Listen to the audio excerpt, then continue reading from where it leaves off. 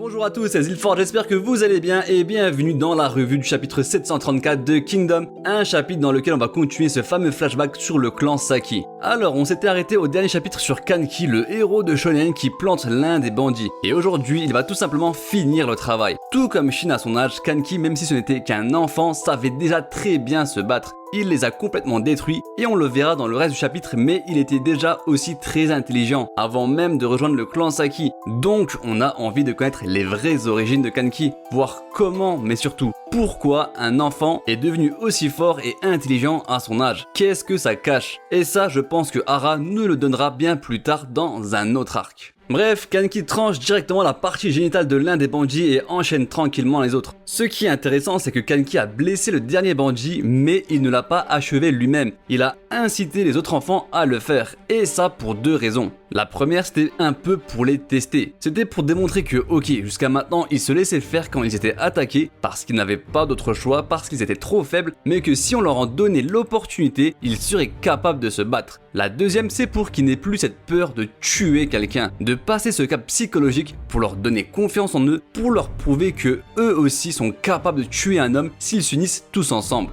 Dans la planche, juste après, la fille dit « On l'a fait, on a battu 5 brigands ». C'est pas juste Kanki, c'est nous en tant que groupe. Donc juste en leur laissant en tuer un parmi les 5, Kanki a déjà commencé à transformer l'état d'esprit de ce qui deviendra plus tard le clan Saki. D'ailleurs, dans ce chapitre, on apprend que Saki est le nom d'un fantôme capable de transformer les gens en sable. Kanki a trouvé le nom trop stylé et a ainsi renommé le clan. Bon, sinon, Shio n'est pas du tout contente. Évidemment, elle aussi, elle rêverait de massacrer ses bandits, mais si elle ne l'a jamais fait, c'est parce qu'elle avait peur des représailles du clan Ruo. Ce qui est tout à fait compréhensible, c'est apparemment le plus puissant clan des environs et ils seraient très nombreux. Mais Kanki, lui, est pas du tout dans cette optique. Il leur dira que vous avez trop banalisé le fait de vous faire marcher dessus par les autres. On vous vole, on vous tue, on vous agresse sexuellement, tout ceci est inacceptable. Mais ne vous inquiétez pas, maintenant je suis là et je vais m'occuper de tout. Dans cette première partie du flashback, Kanki, il nous donne trop de frissons, c'est trop le héros de shonen qui vient aider les plus faibles. Mais dans le reste du chapitre, Kanki nous montre assez rapidement pourquoi, à 13 ans, il ne pouvait déjà plus être ce héros de shonen.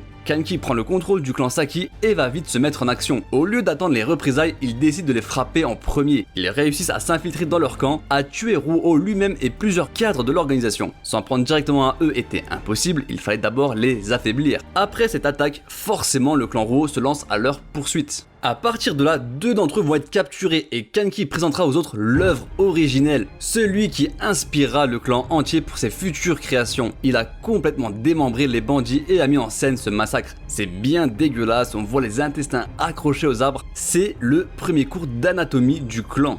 Ce passage est très important, on voit que c'est pas la première fois que Kanki fait ce genre de choses, donc avant même son arrivée au clan Saki, il était déjà un psychopathe. Évidemment, au début ça dégoûte les autres membres du clan, mais comme leur explique Kanki, c'est en faisant de tels actes de barbarie qu'on arrêtera de se faire attaquer. Plusieurs fois dans mes vidéos, je vous disais que Kanki utilise la peur comme d'une arme pour se montrer plus fort qu'il ne l'est réellement. Et comme il le dit lui-même, les faibles doivent se servir de leur intelligence s'ils souhaitent survivre face aux plus forts. Autrement dit, si vous voulez qu'on arrête de vous tuer, alors vous devez inspirer la terreur dans le cœur de vos ennemis. C'est la seule solution. Et le reste du clan se dit que si c'est la seule solution pour protéger les nôtres, alors tant pis, on va le faire. Donc initialement, le clan Saki n'est pas un regroupement de psychopathes qui prennent du plaisir à démembrer des prisonniers, mais c'est surtout un regroupement d'enfants qui n'avaient pas d'autre choix s'ils voulaient survivre. À partir de ce moment, le clan Saki a multiplié ce genre d'atrocités et ça a marché. On a arrêté de les poursuivre et les rumeurs comme quoi le clan Saki n'était pas des humains commençaient à se répandre, dissuadant les autres groupes de bandits de les attaquer. C'est la vraie naissance du clan Saki. Et le chapitre se termine sur quelque chose de très intéressant. Sho, donc l'enfant qui s'est fait brûler la face par le seigneur de la région, commence à dire « Attendez, mais là on s'éparpille, il faut expliquer à Naki l'origine de la colère de Kanki. » Et c'est justement en lien avec l'embuscade du clan Saki contre ce seigneur. Qu'est-ce qui a bien pu se passer? Comme je le disais à la dernière review, je pense qu'il y a une histoire de trahison derrière tout ça. On verra bien. En tout cas, je me demande si c'est après cet incident que Kanki a quitté le clan ou si c'est encore autre chose. De toute façon, façon, Kanki qui quitte le clan Saki, ça sera forcément lié à la mort de l'ancienne dirigeante. On l'a vu aujourd'hui, mais il semblerait que c'est la seule qui n'accepte pas les méthodes de Kanki. Alors là, on n'est que au début de la transformation du clan, mais je pense qu'à un moment, elle ne va plus supporter ce changement, en voyant ses anciens compagnons devenir